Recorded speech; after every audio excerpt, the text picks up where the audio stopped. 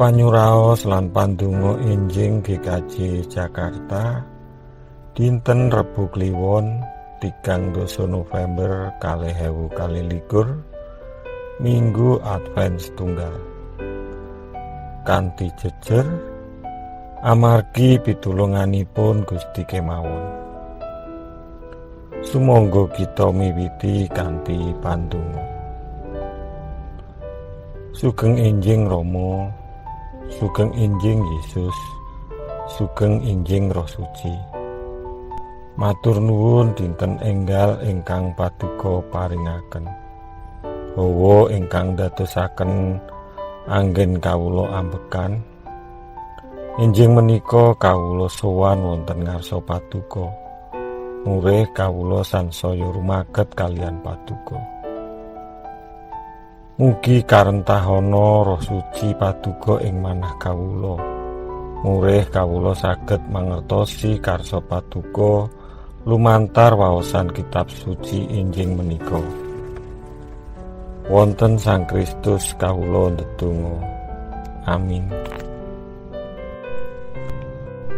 Waosan leksionari dinten menika saking Yesaya bab 51 ayat 1 dumugi 11, Jabur bab 121, Matius bab 21 ayat 23 dumugi 30 gangsal. Ayat natsipun saking Jabur 121 ayat 8. Pitulungan kita iku ana ing asmaning Sang Yehuwah kang nitahake langit lan bumi. Para sederek, saking waosan kitab Yesaya gangsal 12 ayat 1 dumugi 12, kita saged ningali kados pundi Allah boten ngendhelaken umatipun kalajeng-lajeng anggenipun nandhang sangsara.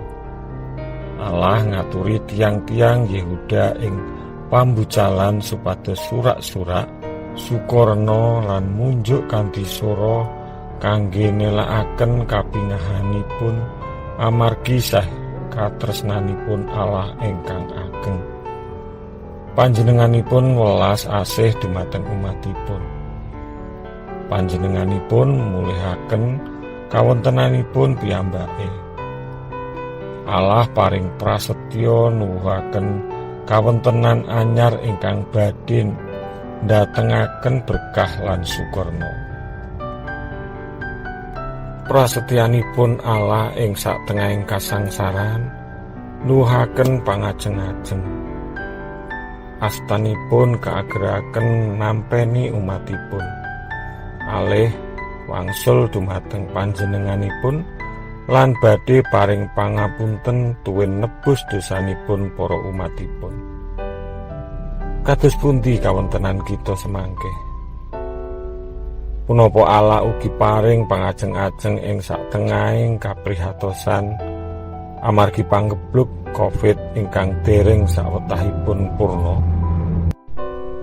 Kita tasih kedah mbudidaya. Menawi sanes amargi Gusti kita boten badhe kuwagang langkungi gesang ing satengahing pandemi menika.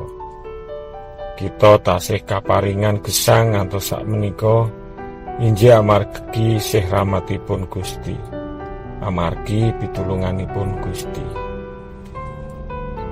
Juru Mazmur ugi ngraosaken nglampahi gesang ingkang mawarni-warni perkawis, aurat lan kebak pepalang. Piyambake ngraosaken pangruktinipun Gusti ing sakuruting gesangipun lan dipun tulungi Gusti. Satemah piyambake atur paseksi. Yen aja pangeran juwah piyambak kang mbelani marang kita, nalika wong padha gumbegah nglawan marang kita, kita mesti wis padha diuntal urip-urip. Wonten ing Matius 121 ayat 2. Ing Injil Matius 21 Gusti Yesus paring piwucal bab wekasaning jaman. Kados pundi kasangsaran, panyiksa ingkang ageng lan para mesih palsu padha tumungkul. Pramila menika Gusti Yesus ngemutaken murih panggah ngener lan pitados namung dumateng panjenenganipun, pitados dumateng pitulunganipun Gusti. Sumangga ing enjing menika kita nitih priksa malih kados pundi pitulungan lan pangayomanipun Gusti nalika mawarni-warni perkawis tumempuh ing gesang kita. Menawi kita manggih wilujeng, ateges menika namung amargi pitulunganipun Gusti kemawon. Dede amargi kegiatan lan kaluwihan kita utawi tiyang sanes. Pramila sampun sakmestinipun kita tansah ngucap syukur lan ngakeni bilih pitulungan kita iku ana ing asmane Sang Hyang kang nitahake langit lan bumi. Amin. Sumangga kita sami ndedonga syafaat. Rama ingkang sae, kawula ngaturaken syukur awit paduka tansah nganti kawula nglangkungi mangsa-mangsa awrat ingkang kedah kawula adepi. Kawula ngrumaosi bilih saben perkawis ingkang kawula adepi mbrek kawula murih sansaya rumaket dumateng paduka. Kasagetna kawula tansah rumaket caket ngener lan kumandel sawetahipun namung dumateng paduka minangka sumbering agesang tuwin pitulungan kawula. Kawula ndedonga tumrap ingkang kecalan margining gesang ingkang leres.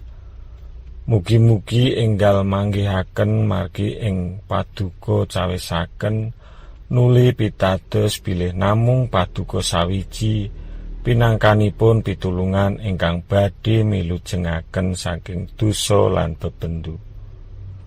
Wonten Sang Kristus kawula ndedonga. Amin.